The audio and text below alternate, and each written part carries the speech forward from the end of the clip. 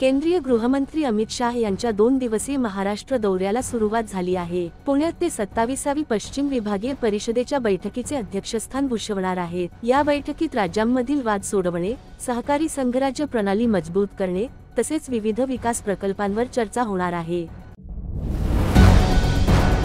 प्रयागराज महाकुंभात आज 40 दिवस पूर्ण झाले असून आता अंतिम टप्प्यात फक्त 5 दिवस उरले आहेत। आतापर्यंत 58 कोटींहून अधिक भाविकांनी कुंभमेळ्यात सहभाग घेतला आहे। शेवटच्या शनिवार रविवारी तब्बल 2.25 कोटी भाविकांची उपस्थिती अपेक्षित आहे। दिल्ली विधानसभेचे अधिवेशन 24 फेब्रुवारीपासून सुरू होणार असून अरविंदर सिंह लवली यांना प्रोटेम स्पीकर म्हणून नेमण्यात आले आहे। पहिले सत्र 3 दिवसांचे असेल आणि 25 फेब्रुवारीला कॅग अहवाल सादर होण्याची शक्यता आहे।